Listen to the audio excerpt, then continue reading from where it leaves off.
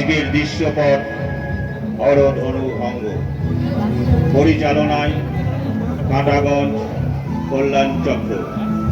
শুরু হচ্ছে হরধনু অঙ্গ। এই পূর্ণ সভাতে অপমানজনক কথা শুনেও তুমি মৌন ছিলে, যাতে আমার শিষ্যের মর্যাদা নষ্ট না হয়।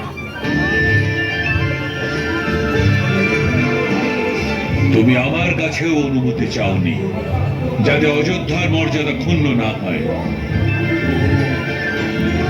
তবে যাও না, তোমার পিতাতুল্য গুরুর আদেশ এইটা। মিথিলা আর মৈথিলীর মর্যাদা ভঙ্গ হতে দিও না।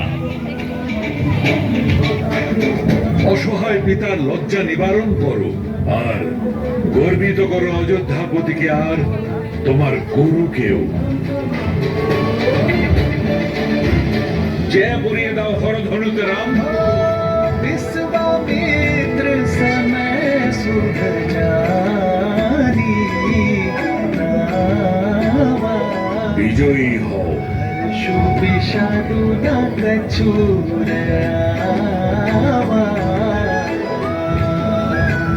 আমি আমার সকল গুরুজন, পূর্বপুরুষ, পিতা দশরথ এবং মায়েদের প্রণাম জানাচ্ছি। প্রণাম জানাচ্ছি আমার ইষ্ট মহাদেবকে, আর অনুমতির সঙ্গে আশীর্বাদও কামনা করছি। মহারাজ, এবার আমার সংকোচ হচ্ছে। যেই ধনুক রাবণ তথা কোনো মহাবলী তুলে ধরতে পারেননি, সেই ধনুক এই কোমল যুবক আদৌ তুলে ধরে জয় পড়াতে পারবে কি? কেউ কিন্তু আজ পর্যন্ত সুবাহু আর তারকার মতো রাক্ষসদের বধও করতে পারেনি। এই মহাধনু বাহুর শক্তি দ্বারা নয়,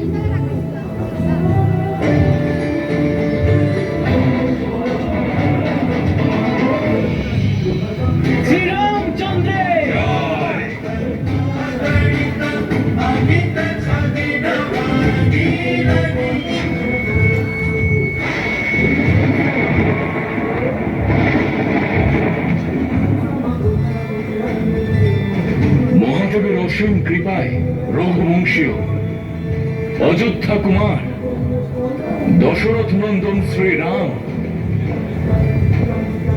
স্বয়ংবরের শর্ত পূরণ করেছেন।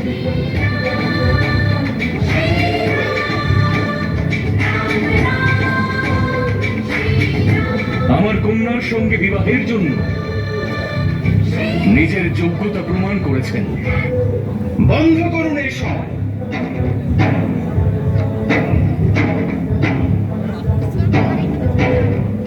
এই নির্বাচন অনৈতিক। শর্ত ধনুকে জয় পড়ানোর ছিল, তা ভঙ্গ করার নয়।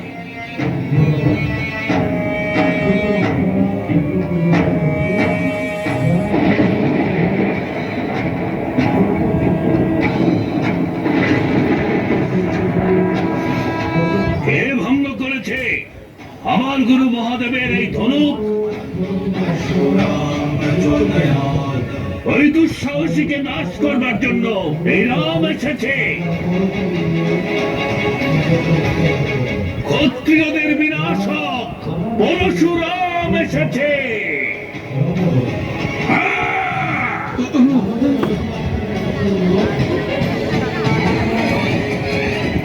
কে আমার আরাধ্যের ধনুক ভঙ্গ করেছে? উত্তর দাও, তা না হলে এই সভার সঙ্গে আমি সম্পূর্ণ মিথিলাকে ভস্ম করে দেব। প্রভু পরশুরাম,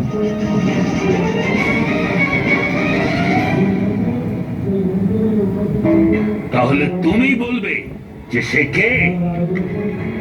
বলো যুবক। আমি। হরধনু আমার হাতে ভঙ্গ হয়েছে,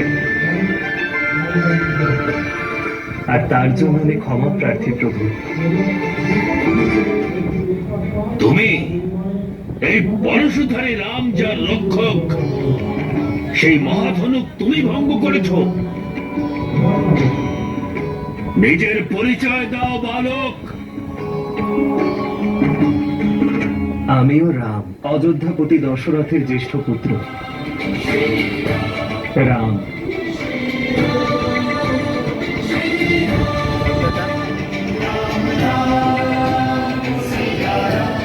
দয়া করুন, দয়া করুন গুরুদেব, এ আমার কন্যার স্বামী।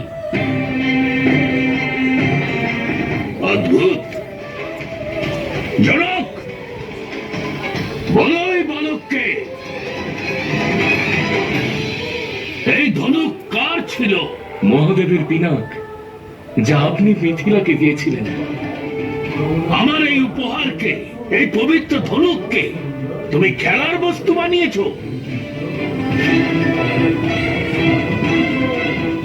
এই যুবকদের মনোরঞ্জনের বস্তু?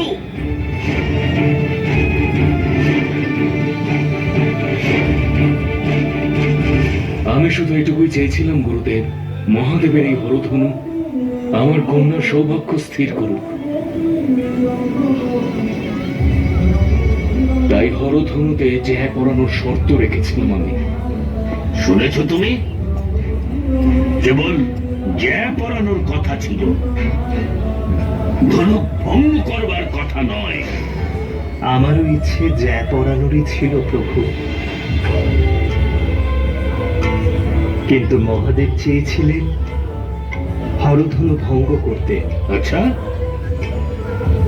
মহাদেব নিজে কেন চাইবেন তার ধনুক ভঙ্গ হোক?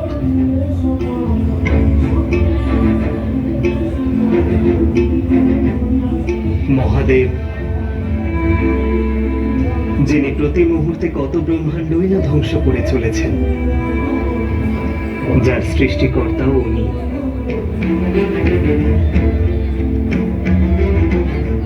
এই সংসারে প্রতিটি বস্তু, প্রতিটি ব্যক্তির একটি উদ্দেশ্য থাকে, আর সেই উদ্দেশ্য যখন সফল হয় তখন তাকে চলে যেতে হয়।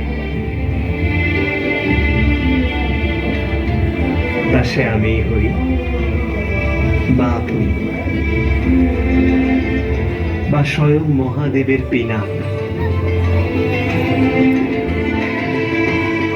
পিনাকের উদ্দেশ্য সম্পন্ন হয়েছে প্রভু, হয়তো তার মুক্তির সময় হয়ে গিয়েছিল। এত ধৃষ্টতা! কিভাবে নিজের অপরাধকে মহিমান্বিত করছো, যেন মহাদেবের এই ধনুক শুকনো পাতা দিয়ে তৈরি ছিল, যা তোমার কোমল হাতের স্পর্শে ভেঙে গেল। যতটা ধৃষ্ট ততটাই অহংকারী তুমি। নিজের অপরাধের দোষ আমার ইষ্ট, আমার গুরু, আমার আরাধ্য, আমার মহাদেবের ওপর আরোপ করছো। আমি তো কেবল তাই বললাম যা সত্য। সত্য? আর একটা সত্য আমার কাছেও শোনো। আজ তোমার জীবনের উদ্দেশ্য পূর্ণ হয়েছে। আজ তোমার মৃত্যু নিশ্চিত। ইয়া! সাবধান পরশুপতি। জানো না তুমি যে কার সম্মুখে অস্ত্র নিয়ে দাঁড়িয়ে আছো? জানি, জানি, খুব ভালো করে জানি। বালক, আমার পরিচয় জানা সত্ত্বেও আমার পরশুর সম্মুখে দাঁড়িয়ে আছো। আত্মহত্যার জন্য এত ব্যাকুল হয়েছ কেন মূর্খ? মানলাম, মানলাম যে আমি মূর্খ হতে পারি, কিন্তু আপনি আপনি তো পরম জ্ঞানী, তাই না? তাহলে বালকের মতো একটা তিলকে তাল কেন করছেন? পুরনো ধনুক ছিল, ভেঙে গেছে, যখন ভেঙে গেছে কি করা যাবে? মহাদেব এই কথা জানতেন, তাই এখানে এই ধনুক রেখে গিয়েছিলেন।